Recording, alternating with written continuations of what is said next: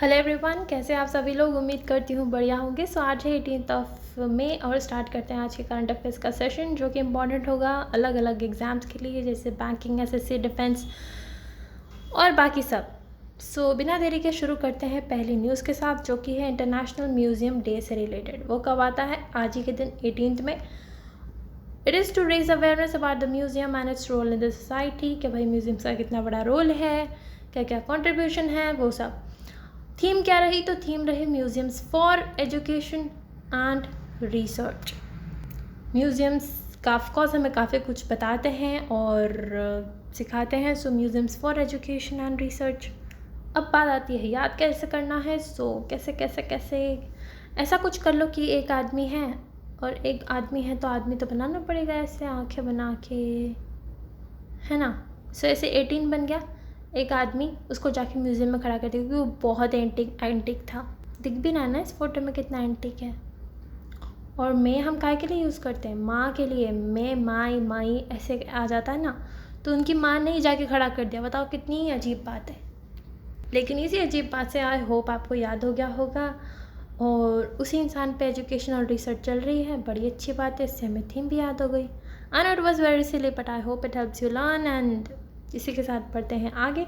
World ads vaccine day भी 18 मई को आता है। क्या बात है। To raise awareness about HIV and to promote the development of an effective vaccine against it. HIV के बारे में अवेयरनेस फैलाना और उससे रिलेटेड कोई इफेक्टिव वैक्सीन बने, उसके लिए डेवलपमेंट पे काम करना। उसके लिए हम इस डे को रिकॉग्नाइज करते हैं वर्ल्ड एड्स वैक्सीन डे की तरह। सो उसी आदमी को जो हमने खड़ा किया था म्यूज़ियम में, उसे नज़र का टीका तो लगाना पड़ेगा। नज़र का नहीं, हम उसको एड्स का टीका लगा देते हैं। एड्स वैक्सीन डे, ठीक है। सो इस सिली तरीक़ों से आपको आई थिंक दोनों चीज़ें याद हो जानी चाहिए। एंड पढ़ते हैं आगे। पिक्सल प्ले, ये क्या है? HDFC ने लॉन्च किया है पिक्सल प्ले, इंडिया का पहला virtual credit card with cashback.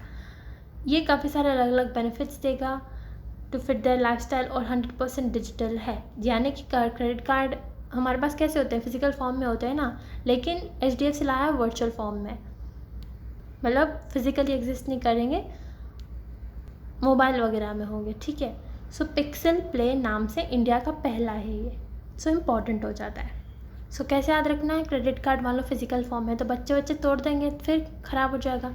सो इसलिए हमने डिजिटल कर दिया। डिजिटल में पिक्सल्स होते हैं ना, कितने पिक्सल का, वैसा कुछ याद कर लेना। और HD के पिक्सल तो और भी मस्त, तो HDFC से पिक्सल पे याद हो जाएगा। और HDFC के हेडक्वार्टर्स कहाँ पड़ते हैं? ऑफकोर्स मुंबई में पड़ते हैं भाई, ठीक है। और इनके HDFC के CEO और चेयरमैन कौन है, ये आप मुझे बताओगे, ठीक है। सो बढ़ते हैं पोर्टर पर। पोर्टर क्या है? ये एक काफ़ी एक स्टार्टअप है, बेसिकली लॉजिस्टिक्स से रिलेटेड स्टार्टअप है, और ये बन गया है इस साल का हमारे इंडिया का तीसरा यूनिकॉर्न। अब कहेंगे मैम यूनिकॉर्न क्या होता है? यूनिकॉर्न होता है एक तरीके का स्टार्टअप कंपनी जिसकी वैल्यूएशन हो चुकी है ओवर $1 बिलियन, $1 बिलियन से ऊपर, जिनकी जो है वैल्यू हो चुकी है। And it is privately own, और it is not listed on a share market. Listed भी नहीं होनी चाहिए, प्राइवेट ओन भी होनी चाहिए, और ये इनकी वैल्यूएशन होनी चाहिए, तो उन्हें बोलते हैं यूनिकॉर्न। सो इंडिया का ये इस साल का तीसरा बन चुका है पोर्टर। सो लॉजिस्टिक्स कंपनी है। पोर्ट होता है ना, नेवल पोर्ट, शिपिंग पोर्ट, वहीं से तो सामान इधर उधर लेके आएंगे, तो पोर्ट से पोर्टर नाम ऐसे याद रह जाएगा। और ये यूनिकॉर्न बना। यूनिकॉर्न कैसे याद रहेगा? यूनिकॉर्न एक्चुअली एक तरीके का मिथिकल क्रिएचर भी मानते हैं। तो तुम कैसे याद कर सकते हो? हैरी पॉटर में अलग अलग टाइप के क्रिएचर्स आए थे ना, तो हैरी पॉटर से यूनिकॉर्न भी याद हो जाएगा। I hope it helps. बढ़ते हैं आगे सुनील छेत्री जी की तरफ। इन्होंने अनाउंस किया है retirement from international football. India के काफ़ी जाने माने फुटबॉल प्लेयर हैं, और उन्होंने अनाउंस किया है कि इंटरनेशनल फुटबॉल से अब ये रिटायरमेंट लेंगे। और काफ़ी फेमस है ये, इनफैक्ट जाने जाते हैं अपने गोल स्कोरिंग एबिलिटी के लिए। कितने बढ़िया गोल स्कोर करते हैं, उसी के लिए ये जाने जाते हैं। सो छत्ती गोल करते हैं ये, तो इनसे सुनील छेत्री ऐसे याद हो जाएंगे, ठीक है। Very good. बढ़ो आगे। वोलेटिलिटी इंडेक्स, अब ये क्या है? एक्चुअली क्या होता है ना, कि मार्केट आने वाले टाइम में कितना बढ़ेगा या कितना कम होगा, उसी को कहते हैं वोलेटिलिटी। अगर बहुत ज़्यादा ऊंचा नीचा होता है तो उसको बोलते हैं कि वोलेटिलिटी ज़्यादा है। ठीक है, तो इन्वेस्टर्स वगैरह से पूछते हैं कि भाई अगले कुछ दिनों में तुम्हें क्या लगता है मार्केट कैसा रहेगा। अगर वो कहते हैं ज़्यादा उथल पुथल होगी तो हम उससे बोल देते हैं कि वोलेटिलिटी ज़्यादा रहेगी। और उन इन्वेस्टर्स से पूछ के हम जो अपना आंकड़ा तैयार करते हैं उससे बोलते हैं वोलेटिलिटी इंडेक्स, जो कि हमें बताता है कितनी वोलेटिलिटी रहने वाली है, कि भाई इन्वेस्टर्स क्या एक्सपेक्ट कर रहे हैं, मार्केट क्या एक्सपेक्ट कर रहा है। So it is the markets expectation of volatility over the near term. News में क्यों रहा? न्यूज़ में इसलिए रहा क्योंकि अभी जो है इंडिया का एक पर्टिकुलर थ्रेशोल्ड क्रॉस कर चुका है 21 मार्क को, और इसलिए ये न्यूज़ में रहा।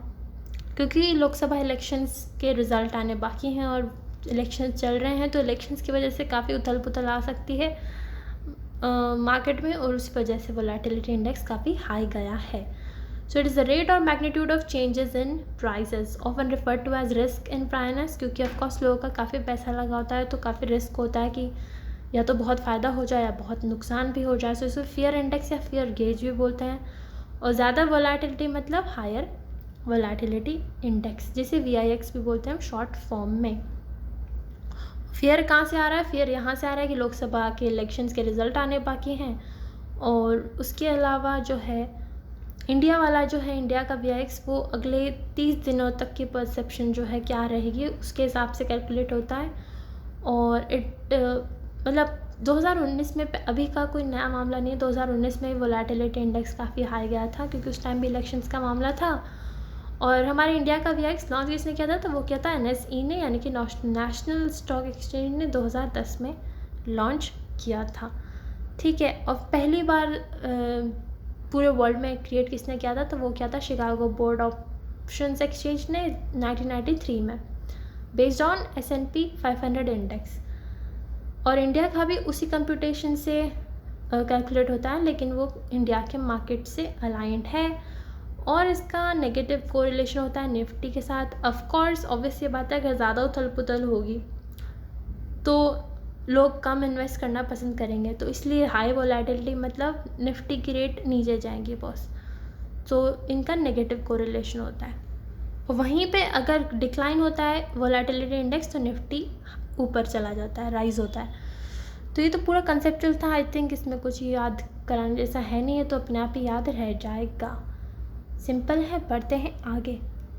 अब आता है UNESCO's memory of the world Asia Pacific regional register. अब ये यूनेस्को का एक तरीके का रजिस्टर होता है जो कि वो मेंटेन करता है, और इसमें हम कुछ हमारे जो ऐसे लिटरेरी वर्क्स होते हैं जो कि हम भूलते जा रहे हैं लेकिन काफ़ी इम्पोर्टेंट रोल प्ले करते हैं, तो वो हम उनको भूल नहीं जाएं वक्त के साथ, तो इसीलिए हम हमारी मेमोरी में बने रहें, इसलिए मेमोरी रजिस्टर मेंटेन करता है यूनेस्को। और उसमें इंडिया के 3 लिटरेरी वर्क्स जो हैं ऐड हुए हैं अभी। कौन कौन से? रामचरितमानस, पंचतंत्र और सहृदयालोक लोकना। ठीक है, काफ़ी जाने माने हैं। सो 10th मीटिंग हुई थी memory of the world committee for Asia Pacific की, जो कि कहाँ हुई थी? उलान बटार मंगोलिया में। और पहली बार इंडिया ने कोई नॉमिनेशंस भेजे थे, और तीनों के तीनों नॉमिनेशंस एक्सेप्ट हो चुके हैं। हमारा जो IGNCA है, Indira Gandhi national centre of arts, उनका काफ़ी बड़ा रोल रहा इनके इंक्लूजन में। ठीक है, सो जो मेमोरी ऑफ वर्ल्ड प्रोग्राम है, ये एक तरीके का इंटरनेशनल प्रोग्राम है, मैंने बता दिया, ताकि सेफ गार्ड कर सके, प्रोटेक्ट कर सके, फैसिलिटेट कर सके जो भी हमारी डॉक्यूमेंट्री हेरिटेज है, जो कि रेयर है, इंडेंजर्ड है। 1992 से चल रहा है, और हमारे जो वर्क इंक्लूड हुए हैं उनसे पता चलता है कि हमारा जो नरेटिव्स हैं कितने इंपॉर्टेंट हैं, कि कितनी वैल्यू है ग्लोबल लेवल पर, ये सब। सो आई थिंक ये ईजी था, याद हो जाएगा। रामचरितमानस, जिसमें कि राम जी के हमारी पूरी लाइफ के बारे में हम पढ़ते हैं, हमारे राम भगवान के बारे में। और पंचतंत्र हम जो है एनिमल्स के फैबल्स पढ़ते हैं, एनिमल्स की कहानियाँ वगैरह पढ़ते हैं, उन्हीं से हमें कुछ मॉरल वैल्यूज़ हमें पता पड़ती हैं, वो सब। और ये है सहृदयाल लोकना, जो कि एक क्रिटिकल लिटरेचर है। सो ये था सिंपल सी बात, ये तो डायरेक्ट याद हो जाना चाहिए। अब बढ़ते हैं आगे। इग्ला एस, ये एक तरीके की शोल्डर फायर्ड मिसाइल है, जो कि शोल्डर पे रख के हम फायर करते हैं। देखो फोटो में देखें तो ये वाली, और इसे हम रशिया से एक्वायर कर रहे हैं, तो इसका सेकेंड बैच आया है। सो उसी से रिलेटेड न्यूज़ है। So India army is set to receive another batch of Russian made man portable very short range defence system. Very short range defence system बोलते हैं इसे शॉर्ट में, विशराट्स, मतलब कि ज़्यादा दूर तक नहीं जाता और कंधे पे रख के हम चलाते हैं, जिससे कि जो नीचे उड़ते एयरक्राफ्ट्स वगैरह होते हैं, ड्रोन्स वगैरह होते हैं, फाइटर जेट्स वगैरह, उन्हें हम टारगेट कर सकें। 6000 मीटर तक ही ये जा सकते हैं। और अमेरिका का जो ऐसा शोल्डर फायर मिसाइल है उसे हम स्टिंगर बोलते हैं। तो पहला बैच इसका अप्रैल में ही आ गया था, दूसरा बैच अब आया है। और इसका एक अगला M1MB है जो कि काफ़ी पुराना वेरिएंट है। असेंबल किया है इसे Adani defence system technologies limited में। इसने सिर्फ ये हम प्रकार नहीं कर रहे हैं, बल्कि टेक्नोलॉजी ट्रांसफ़र भी हो रही है ताकि हम हमारे इंडिया में ही इसे बना सकें और सेल्फ रिलायंस बढ़ सके। सो आगे इसके और एडवांस वर्जन्स भी हम डेवलप करेंगे और इंडिया में भी काम चल ही रहा है इससे रिलेटेड। तो ये सिंपल सी न्यूज़ थी, इसमें ज़्यादा कुछ बताना है नहीं। और गले के साइड में रख के चला रहे हैं, तो एक गला ऐसे करके याद रख लेना है। बढ़ते हैं हर्मिस 900 तक। ये क्या है? ये एक तरीके का अनमैन्ड एरियल व्हीकल है जिसे हमने एक्वायर किया है इजराइल से। ऐसा दिखता है कुछ। So India is also going to get its first Hermes 900। Medium altitude है, ये लॉन्ग एंड्योरेंस है और अनमैन्ड एरियल व्हीकल है। सर्वेलेंस वगैरह के काफ़ी काम आएगा, ग्राउंड में और वाटर में भी पेट्रोल कर सकता है। और इजराइल नाम की कंपनी है एल्बिट, उसने बनाया है। It can go up to 30,000 feet and last for 36 hours.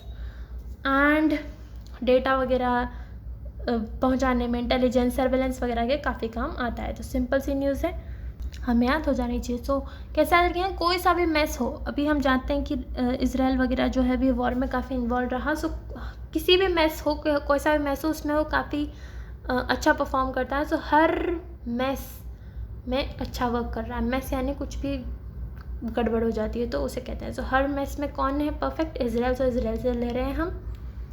ठीक है, सिंपल सा न्यूज़ है, हो गया। और इतना ही था आज का session. I hope it help you. Thank you so much. Have a nice day.